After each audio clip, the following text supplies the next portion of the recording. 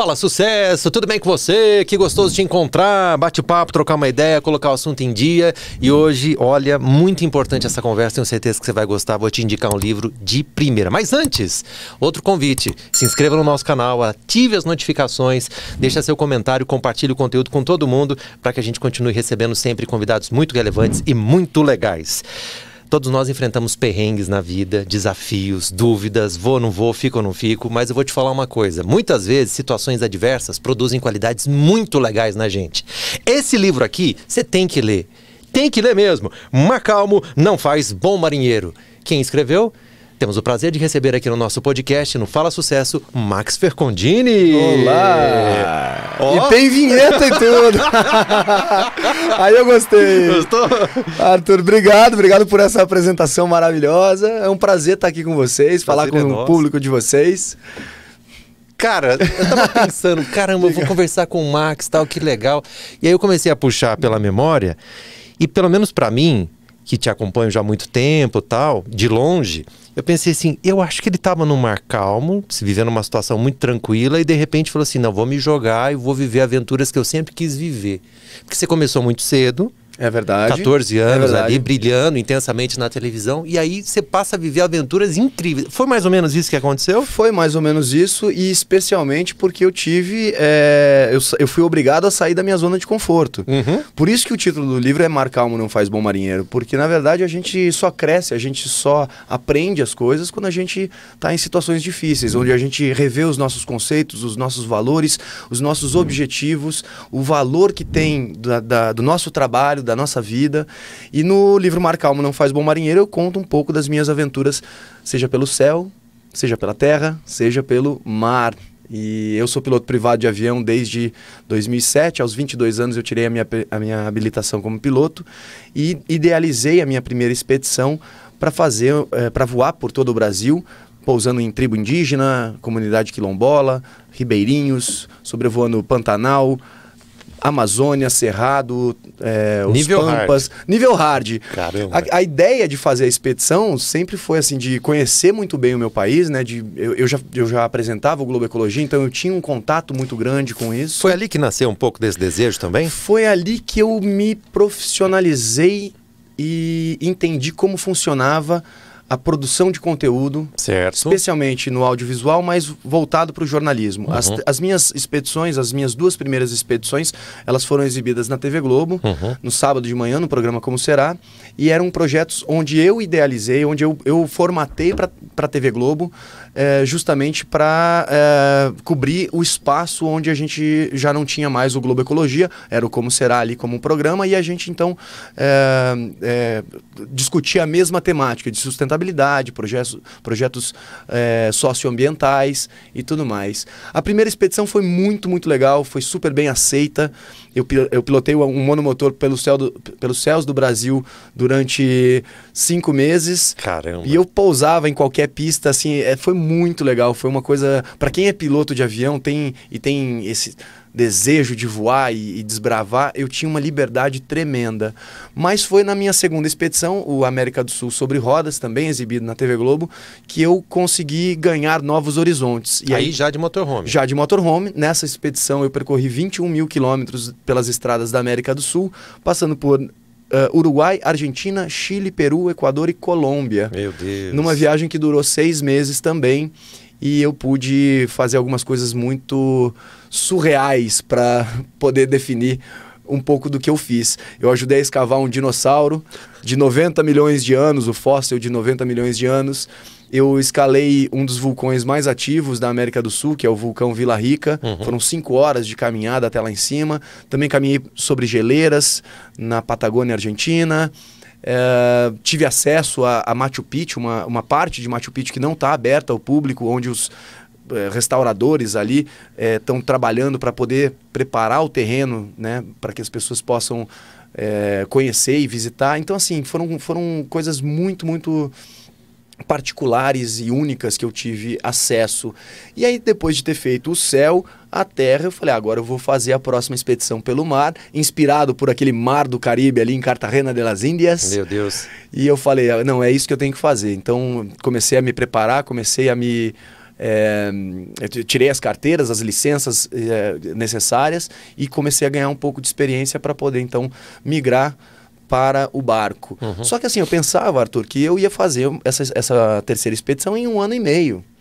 E já tem 5 anos que eu vivo no barco, há 5 anos que eu vivo no meu barco lá em Lisboa e não vejo um horizonte menor do que aí mais uns 5, 10 anos, quem sabe, que legal, para continuar nessa vida. Realmente é encantador, é algo fora da caixa. As pessoas me perguntam muito, gera muita curiosidade como é que é essa vida a bordo, e eu tenho o maior prazer em descrever um pouco das minhas aventuras. No livro Mar Calmo Não Faz Bom Marinheiro, eu conto os meus perrengues, como você disse, e conto também os motivos pelos quais eu fui levado a seguir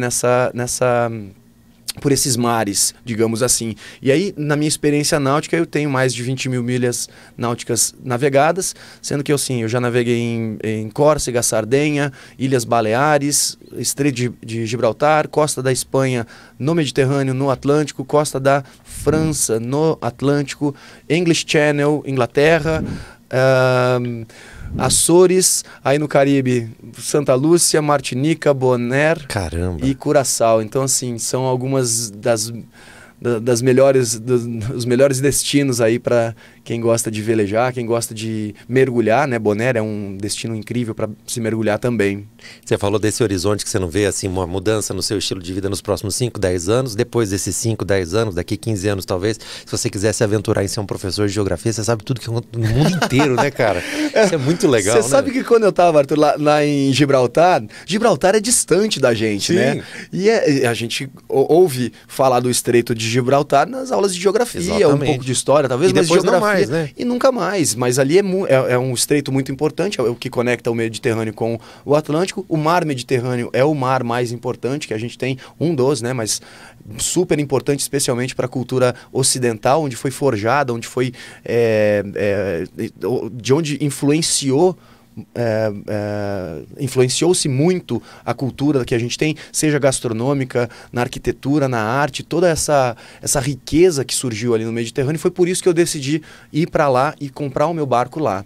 A ideia é fazer ainda a terceira expedição. Eu tive, por conta do Covid, tive que dar uma pausa, segurar um pouquinho o projeto do que eu vou intitular de Sobre as Ondas. Primeiro foi o Sobre as Asas, depois o América do Sul Sobre Rodas, e agora então o Sobre as Ondas, que é a ideia de navegar entre Portugal e Turquia numa expedição de mais ou menos 1 ano e meio, 2 anos, gravando sobre aquele mar tão importante. Contando as histórias dos grandes navegadores, a partir de Portugal, com certeza, contando também as batalhas que aconteceram no mar Mediterrâneo entre os reinos cristãos e o Império Otomano, aí com personagens como Barbarossa, o pirata e outros navegadores que forjaram, né, que montaram, criaram essa estrutura que a gente tem hoje do Mediterrâneo, que significa mar de dentro. Que legal. É interessante que viajar ensina tanto, né, cara? Muito. Eu tô te ouvindo falar Muito. assim, eu pensando, caramba, ele sabe tanto, viveu tanto, aprendeu tanto de geografia, mas acaba também que ser, poxa, cultura, história, idiomas, né? Sim, sim. É fantástico, E você né? coloca em xeque os seus valores, Esse né? é O o seu ponto. conhecimento. Uma coisa que, enfim, você falando isso, se a gente tivesse a oportunidade de ensinar e educar as crianças, se eu tivesse sido educado e ensinado dessa maneira, in loco, seria muito mais eficaz. Eu penso assim, Sim. o dia que eu tiver filhos, né, tiver uma nova companheira para fazer essas viagens comigo e tudo mais, educar o meu filho através de exemplos práticos, seja na matemática, seja na literatura, seja na história, na geografia. Eu acho que seria muito importante. Infelizmente, nem todo mundo consegue isso. Você é pai de uma menina? Luísa. A Luísa, de 2 anos, 2 né? aninhos. Então você sabe que você quer dar o melhor para ela. Agora, eu acho que quem sabe a tecnologia com essa coisa de visão, Sim. A realidade virtual De uma certa forma. possa trazer a pessoa para o local ali. Você falou de uma coisa, eu quero entrar num pessoal aqui, se você me permitir. Você falou da sua companheira e tal. Sim. As pessoas têm muito medo da solidão e, de fato, a solidão é muito triste. Mas estar sozinho nem sempre significa solidão. Não, e nesse caso significa solitude. Exatamente. E às vezes a gente aprende lições muito especiais estando sem alguém ali do lado. Inclusive a valorizar alguém que está do lado, né? É verdade. Mas às vezes é importante você estar consigo mesmo e tal.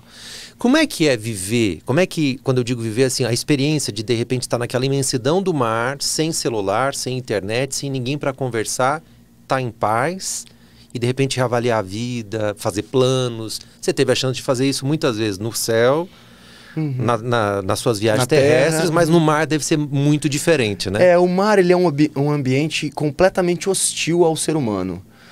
A água salgada, ela corrói, ela machuca a pele, se você deixa a água salgada na pele. A brisa também. A brisa, tudo, o ambiente é muito hostil. O mar não para nenhum minuto de balançar, a menos que você tenha uma calmaria, que elas são sazonais, né? Elas são periódicas ali, né? Dentro da movimentação da atmosfera. Mas é um ambiente onde o homem, ele insiste em estar ali. E estar sozinho é você querer enfrentar uma força muito maior. O que eu aprendi com isso, o que eu mais aprendi é a questão da tolerância. Legal. Especialmente a tolerância comigo mesmo. Porque eu sempre fui muito perfeccionista, eu sempre fui um cara muito exigente no meu trabalho, nos projetos que eu faço. Você chegou a se cansar assim de você em algum momento? Assim, tipo, para, Max, tá muito chato. Eu tô dando tanta entrevista que eu tô ficando meio... Eu tô cansado de mim, gente. Vamos falar de você, vai, Arthur. Vamos começar. A Luísa, como é que tá? Ela tá bem? Mas eu imagino que em algum momento assim a gente fala, caramba, tô fazendo isso sozinho, né? Estando sozinho. Porque aí a gente se vê mais, né? Pô, tô fazendo isso de novo, não acredito. Pô, esqueci de amarrar aqui. Rola esse tipo de DR? Então, esse foi o aprendizado que eu tive com relação à tolerância. Claro que assim, a tolerância comigo, primeiramente, e depois com os outros. Porque eu sempre exigi muito de mim e acabava exigindo muito dos outros. Profissionalmente, pessoalmente. E quando eu comecei a navegar, eu percebi que eu estava numa situação onde eu não tinha controle nenhum. Entendi. E aí você fala assim, poxa, eu estou fazendo o meu melhor, é o que eu posso fazer. Que legal. Por exemplo, um exemplo muito simples seria um dia que, logo no início, quando eu estava começando as minhas navegações, ainda ganhando experiência, eu resolvi fazer uma sopa de cebola. Navegando. Cara, eu não devia ter feito aquela sopa. Ela saiu voando, a panela saiu voando, molhou todo o barco e tal. Mas ali na hora eu olhei, eu falei assim, poxa... Tá bom, vai, eu errei, não era para eu ter feito isso, mas não vou ficar me cobrando de limpar e de fazer aquilo. Eu limpei no tempo que foi, no tempo que deu, sabe, assim, sem o perfeccionismo, porque, no fundo, a gente não tem que se cobrar. E a questão do controle, geralmente a gente fala, as pessoas querem controlar o futuro e tudo mais. Sim, a gente acha que tem esse poder, né? Acha que tem esse poder e outra, gasta muito tempo tentando controlar a vida. E a vida é implacável, ela não permite que você a controle. E, além disso, foram tantos os momentos onde o mar não estava calmo para mim, que eu percebi, depois, que aquilo que estava acontecendo era o melhor para mim, que se eu tivesse o controle e aquilo não ia acontecer, eu não ia ter o aprendizado que eu tive. Então, essa questão de controlar é inútil, é em vão e vai te inibir ou vai te privar de um aprendizado, de alguma coisa para crescer. Eu falo isso porque logo no início do livro eu conto os motivos que me levaram para essa vida e eu falo da minha rescisão, a rescisão do meu contrato com a TV Globo. Foi isso que te fez sair dessa zona de conforto, assim, de se com jogar? certeza. Na verdade, assim, eu já tinha como meta, como sonho fazer esses meus projetos, né, as minhas expedições pelo céu, pela terra e pelo mar, mas se eu tivesse continuado na zona de conforto, assalariado, com um trabalho estável, com todo um circo armado ali para mim. Previsível até um certo ponto, né? Com certeza, né? Porque a gente tinha um contrato de 3, 4 anos, então você consegue se planejar. Mas quando teve essa ruptura, foi quando eu falei, não, quer saber? eu vou colocar os meus projetos pessoais à frente dos meus projetos profissionais.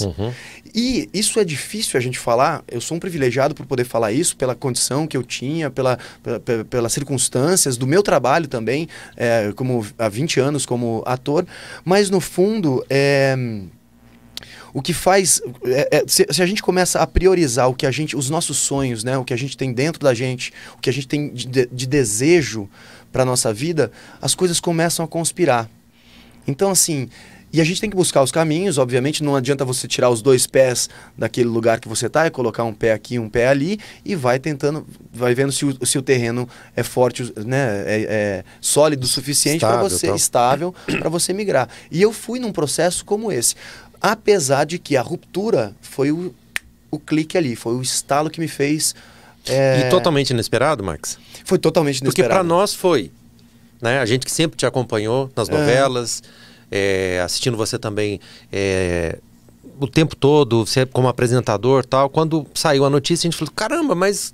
É tão legal ele na tela, como assim? Né? Para você também foi? Foi muito, porque na verdade eu fui para a reunião achando que a gente ia renovar o contrato e íamos conversar sobre algum aumento, alguma coisa assim. E de repente eu saio de lá com a mão no bolso, pelado, com a mão no bolso. Essa música era boa, né? O Traje a Rigor. O Traje a Rigor. E aí eu falei, e agora? O que eu vou fazer? Mas eu ainda tinha o contrato como apresentador. Sim. E esse foi um trunfo que eu acabei usando em meu benefício, porque os meus projetos da primeira expedição, especificamente, estavam lá na mesa da TV Globo, eles estavam... avaliando e tudo mais, há 7 anos que eles estavam. E depois disso você volta, convite chamado por eles. Exatamente. E aí para fazer o que você quer, né? Exatamente. Então foi assim, como eles precisavam de mim para fazer o Globo Ecologia, eu falei, tá bom, gente. Só que assim, eu coloquei como meta fazer a primeira expedição aérea até os 30 anos. O lead ali do projeto era um jovem conhecendo o seu país. Então tem que ser antes dos Aí 30. Eu falei assim...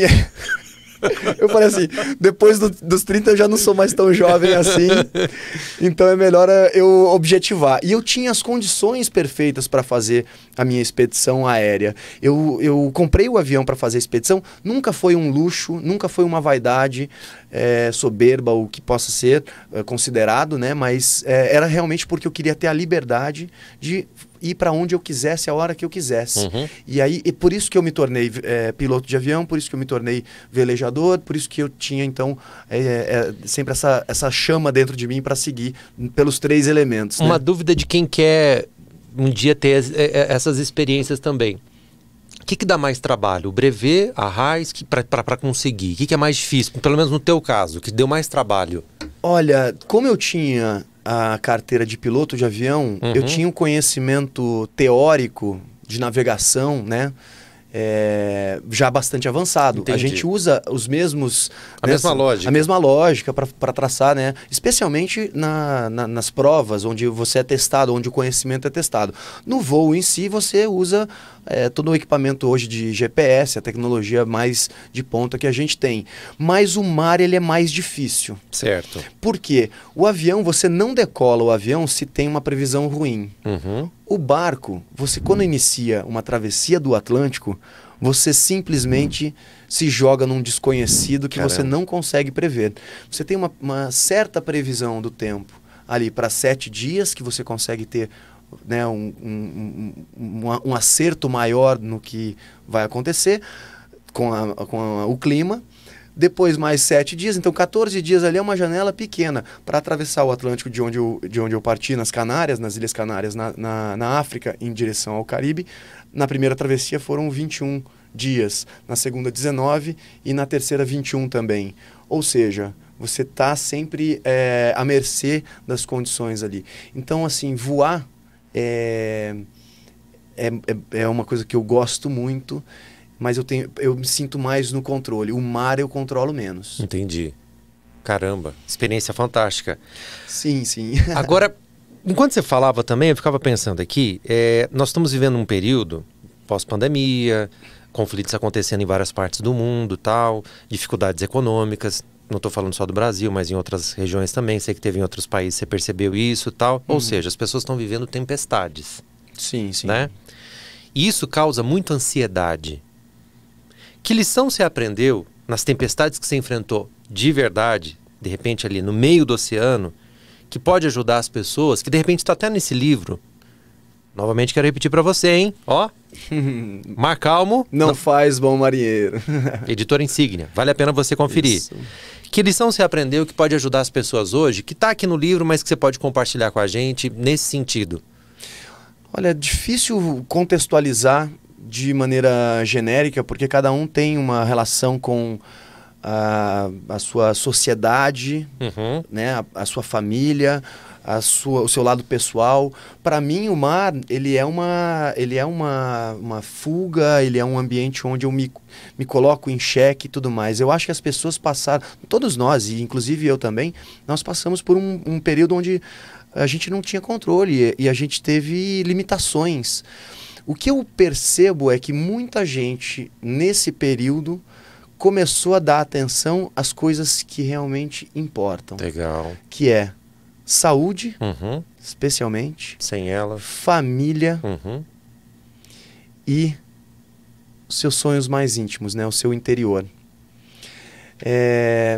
Eu vejo muita gente que me escreve falando, Max, aliás, que me escreveram durante a pandemia, falando, cara, você está fazendo o que eu gostaria de fazer. Ou então pessoas falando assim, olha, minha meta agora é fazer algo semelhante, seja pelo céu, pela terra ou pelo mar, né? Porque eu acabei sendo referência também com o motorhome, com a aviação. E eu acho que esse é um movimento quase que infreável, imparável. Das pessoas realmente, no mínimo, tentarem chegar a algo que seja importante realmente, que realmente importe para elas. O conselho que eu poderia dar, para mim foi importantíssimo colocar uma meta. Assim como eu disse na primeira expedição, né, Sobre as Asas, quando eu defini que até os 30 anos eu faria a minha expedição. Porque parece que as coisas começam a conspirar. Outra coisa é você se preparar, você não sair de aventureiro no mau sentido da palavra e largar tudo. Aventura não é isso, né? Aventura não é isso. É até legal comentar o Amir Klink, que é uma grande referência para mim. Eu tenho todos os livros dele, gosto muito da narrativa dele. Me inspirei bastante nele, eu acho que o meu livro tem algumas semelhanças, se a gente puder dizer assim.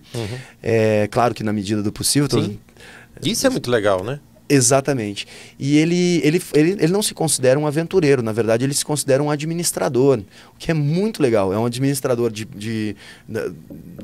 do projeto e dos problemas que podem vir a acontecer. Então, assim, eu não recomendo às pessoas que pensem, ou no momento de maior emoção, você não toma uma atitude, você não deve tomar uma atitude. Legal. Se você está bravo, você não tome uma atitude. Se você está muito alegre, você não tome uma atitude. Né? Deixa baixar a emoção, porque aí sim você vai ter um raciocínio maior, um ponderamento maior sobre o que realmente você tem que fazer. É muito difícil, porque a gente tem os rompantes, né? Sim. Tá muito feliz, é aquela coisa, né? O cara muito feliz com um amigo lá, tomando uma cerveja. Cara, eu te amo, né? Aí depois ele tá muito triste, eu te odeio e tal. E depois quando a emoção passa ou baixa, a gente consegue ter um raciocínio maior. E aí muitas vezes vem uma desculpa ou um pedido ou um pedido de casamento entre amigos, né? Também. Mas esse ponto que você colocou é verdade, né? A gente tem que evitar tomar decisões definitivas no momento passageiro ali, né? Porque às vezes vai ter muito tempo para se arrepender. Então, controlar a emoção nesse sentido é uma lição bem legal. Sem dúvida. Eu tive uma dos primeiros trechos que eu estava navegando, o cabo que recolhe a vela, a mestra, ele arrebentou. E eu acho que eu estava tão conectado com o barco, apesar de ter sido no início, eu ainda estava conhecendo o meu barco, o meu veleiro chamado Aileen. E naquela hora eu olhei para cima, vi a vela batendo e já estava de noite, eu estava seguindo foi acho que o primeiro trecho, eu estava entre Barcelona e Valência, na costa da Espanha, no Atlântico, no Mediterrâneo. E aí aquela vela batendo, eu olhei assim, aí eu pensei logo, não, agora eu vou ter que dar uma solução. E agora? Mas eu não desesperei. Porque eu falei assim, o barco não está afundando. Sabe? first things first, né? Prioridade sempre. E eu falei, não, eu tô navegando, qualquer coisa eu tenho o auxílio do motor, o máximo que vai acontecer eu tenho que rasgar essa vela, vou ter que fazer alguma coisa. Tenho que tomar cuidado para não pegar uma proa invertida aqui, onde eu tenha, que eu coloque em risco o mastro de quebrar, ou então a retranca, né, que é aquela parte de baixo que segura a vela para ela não bater. Mas naquele momento, então, assim, eu tentei manter a calma. E muitas das vezes foi assim que eu tive a atitude. Não que eu tenha tido isso sempre. Numa vez que eu saí para velejar, então agora para contar um momento onde eu fraquejei, porque não adianta nada a gente só chegar aqui e falar, eu sou velejador, cruzo 7 mares, cheio de argola, né? Os piratas, eles Pirata do Caribe. o Pirata do Caribe. Eles têm uma argola para cada mar que eles cruzam, né? Na orelha. Na orelha. Né? Enfim, mas eu tinha negligenciado um pouco a condição do mar numa navegação. E aí nesse trecho da viagem, eu acho que porque eu tava mais, como eu tenho esse vício de ser piloto, eu olhei como tava a atmosfera, esqueci de ver como é que tava o mar nesse dia. E aí eu encontrei um trecho de ondas contrárias, né? Onde eu não tinha muito controle e as ondas batendo, e eu parei ali atrás do barco, olhei assim aquela situação, o barco, as ondas num período muito curto, batendo, eu segurei ali atrás e falei, o que eu tô fazendo aqui? Onde é que eu me meti? Onde é que eu me meti? E aí sim, assim, mexeu demais comigo aquilo, eu tava sozinho, então assim, emocionalmente, sem poder contar com ninguém, eu com pouca experiência, apesar de já ter as carteiras, a habilitação para fazer isso, me vi naquela situação e no final das contas eu peguei a carta náutica, encontrei um ponto, né, uma marina que eu podia seguir e alternar. E aí fui para esse lugar abrigado, que levou mais ou menos 1h20 ainda nesse sofrimento, onde o barco sofria com as porradas nas ondas e eu sofrendo ali atrás. Na hora que eu desci, eu estava com a perna tremendo assim, sentei e liguei para minha mãe e falei, mãe, não sei se eu estou fazendo certo da minha vida. E minha mãe é uma pessoa bastante especial, sempre foi minha incentivadora, ela é piloto de avião também, na verdade, Eita. Ginecologista e obstetra aposentada e piloto de avião. Desde os 60 anos, agora está com 67. Depois que ela aposentou, então? Depois que ela aposentou... Cara, que legal isso. E a gente sempre compartilhou os mesmos sonhos, os mesmos desejos. Ela é um grande exemplo para mim e para as pessoas que vêm a saber, né, desse lado aventureiro dela ou desse lado mais arrojado dela. Você acha que a gente precisa, então, passar por essas sacudidas da vida para de repente reavaliar, entender o que é importante? Então, dizem que o inteligente precisa, né? O sábio aprende com o erro dos outros. Eu acho que a gente não tem regra, não adianta as pessoas olharem para a minha história ou para o meu projeto e falarem e se moldarem ao que eu passei. Ninguém viveu o que eu vivi, eu não vivi o que você que está assistindo a gente viveu, ou então você também, Arthur. Você falou, quando a gente começou a conversar, você falou da sua filha, o que você está passando. Imagina o quanto de carga emocional que a gente traz sempre para os ambientes onde a gente está, né? Exato. E às vezes a gente é enganado por olhar uma pessoa, seja na rede social, ali, sempre sorrindo. Já quer dar o veredito ali.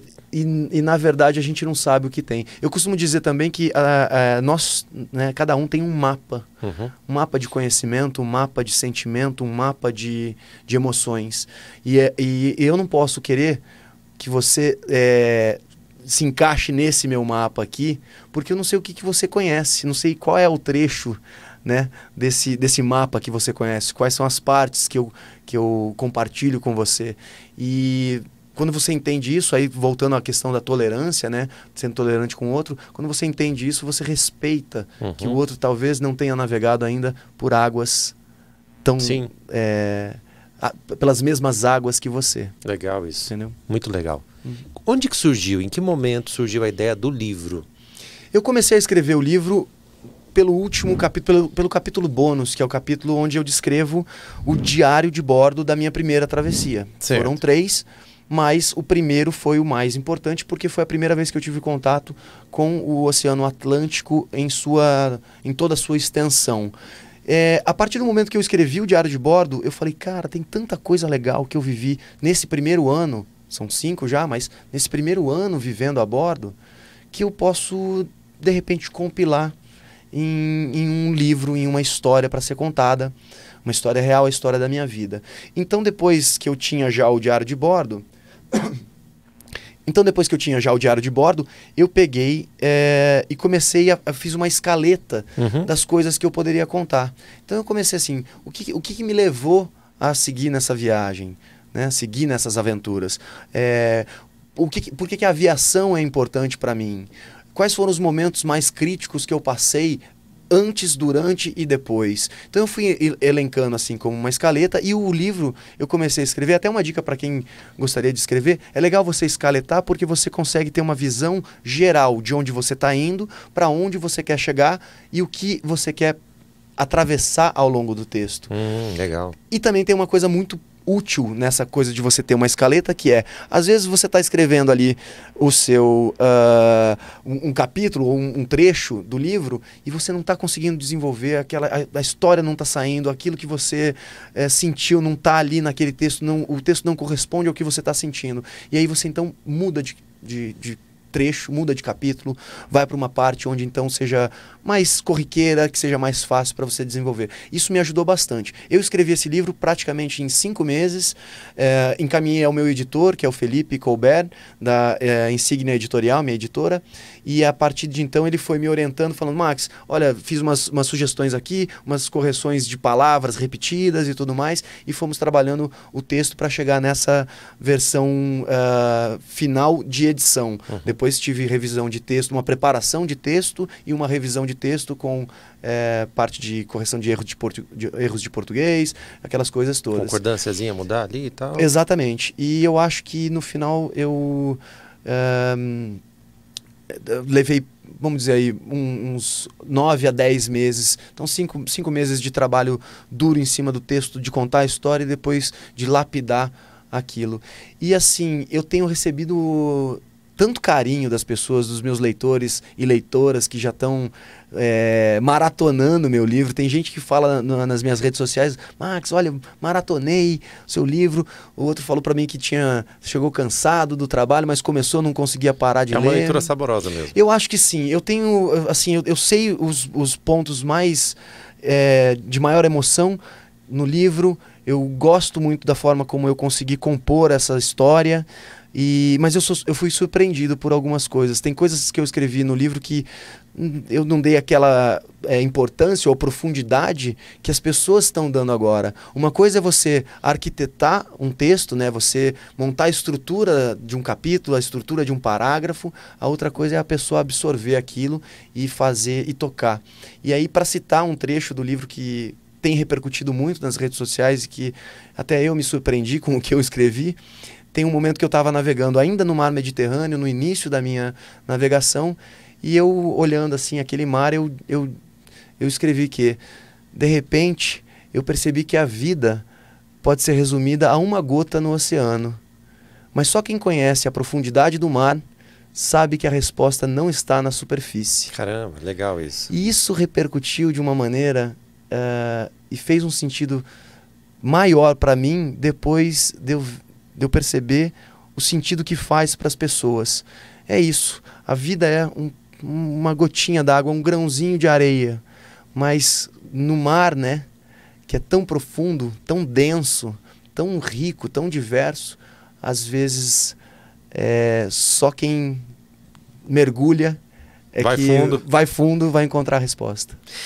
A gente que te acompanha, muitas vezes material audiovisual ali, você viajando e mandando e tal. Você consegue editar no meio do mar?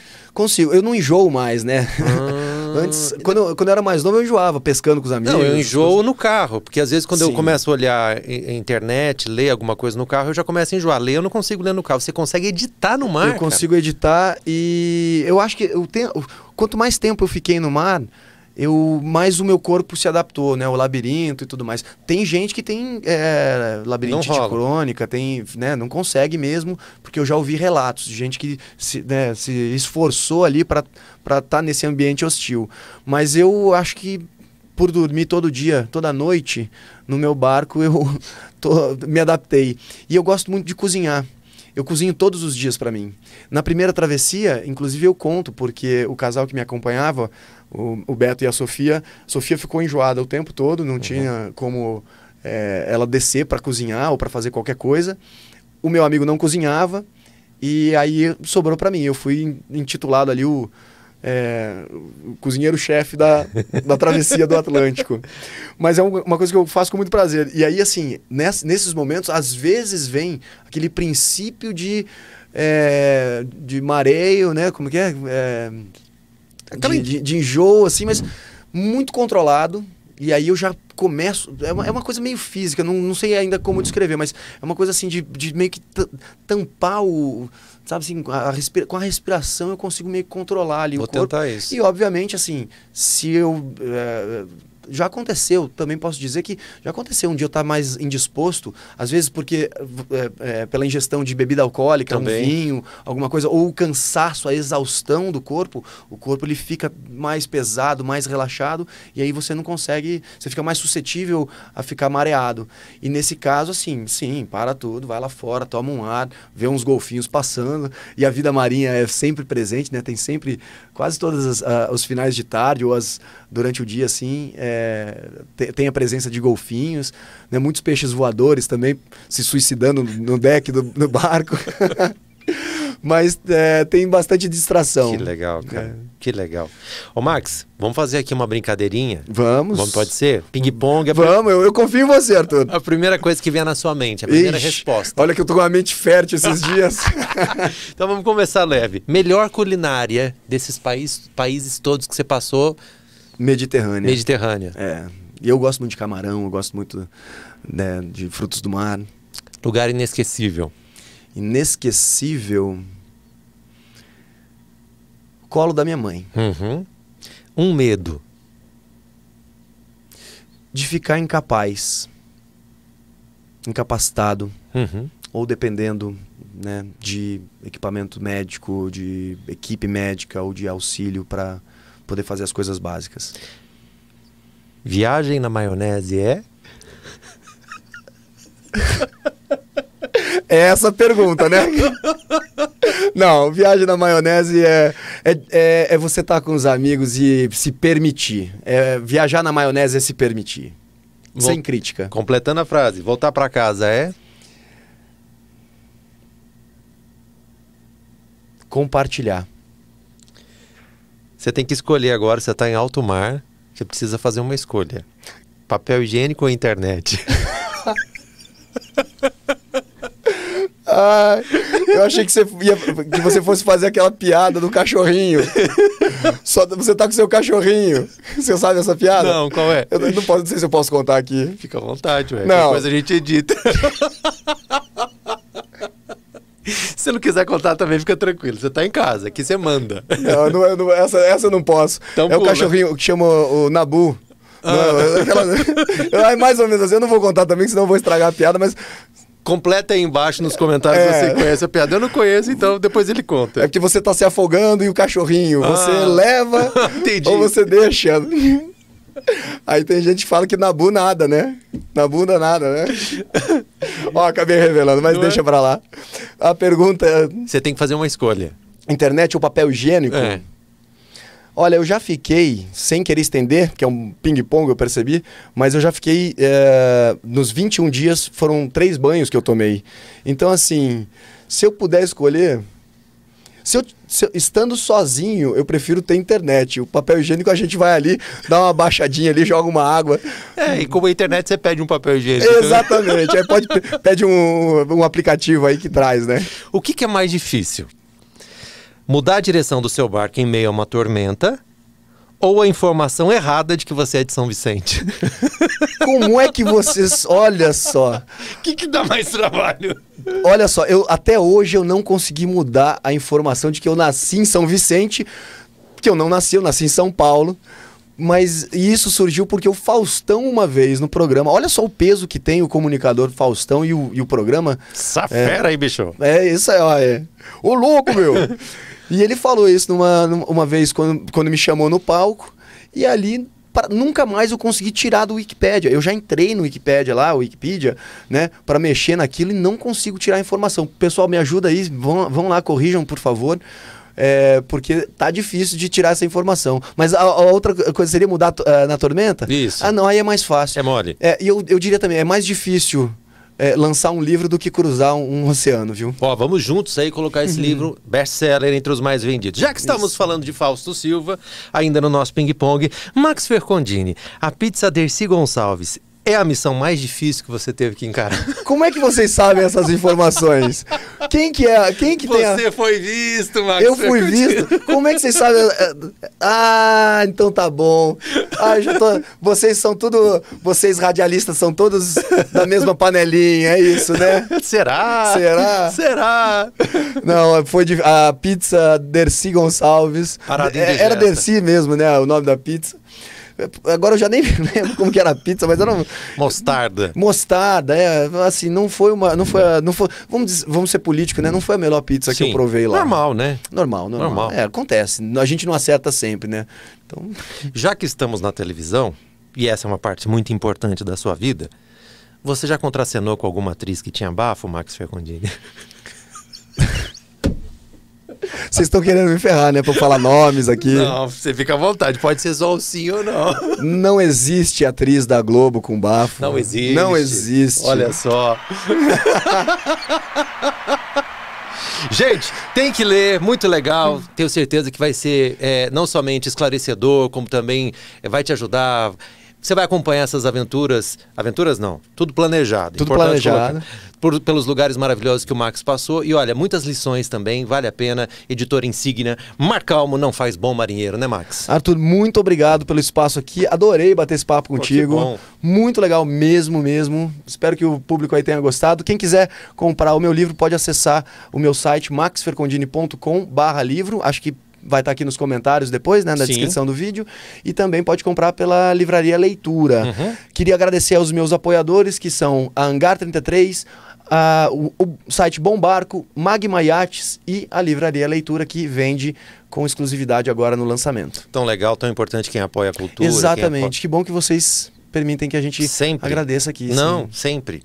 E muito legal também se chegar num shopping, como é o caso que você está fazendo hoje, né? O lançamento, noite de autógrafos e tal, e você encontrar uma baita livraria. Isso é muito especial. É verdade. Que bom que isso está acontecendo, né? É verdade. Então, assim, falando da Livraria Leitura, eles são a maior rede hoje de livrarias no Brasil. E eu estou muito feliz com o trabalho que a gente está desenvolvendo. Todos os eventos, quem quiser também, nesse período agora de lançamento do livro, quiser acompanhar a minha agenda, pode entrar nas minhas redes sociais, Max Fercondini só, né? Lá no Instagram, que eu tô compartilhando onde eu vou estar pelo Brasil. E eu tenho feito um bate-papo, assim como a gente fez aqui. Aqui tá super divertido, inclusive. Poxa, eu vou te chamar pra mediar lá ser o mestre de cerimônia dos meus lançamentos. Porque eu faço um bate-papo com o público, eu abro para perguntas, as pessoas têm muita curiosidade em saber como é que é viver num barco há 5 anos, como é que é essa vida de aventuras controladas, planejadas que eu faço. Mas é uma forma também de eu receber o carinho do público ali. Então eu tenho tido boas experiências e convido a todos para então acompanharem a minha agenda. No futuro vai ter palestra aí que já estou desenvolvendo em cada cidade no Brasil. Eu ia te sugerir isso. Vale. Sim. Eu tenho percebido, depois de ter o feedback, né, a resposta dos meus leitores para as coisas que eu escrevi. Eu não imaginava que Mar Calmo não faz bom marinheiro fosse me levar para águas tão frutosas. Olha só. Né? Frutuosas. Muito bom, muito bom. Tenho certeza que você gostou também desse bate-papo e que está ansioso para conferir o livro. E quando tiver as palestras também a gente vai estar com certeza acompanhando, divulgando e fortalecendo esse movimento. Ó, se inscreve no nosso canal, importante, ativa as notificações aí para você acompanhar tudo que acontece. Max Fercondini nas redes sociais é @Max Fercondini. Max Fercondini e só. Simples assim. Valeu, turma. Um abraço. Obrigado, gente.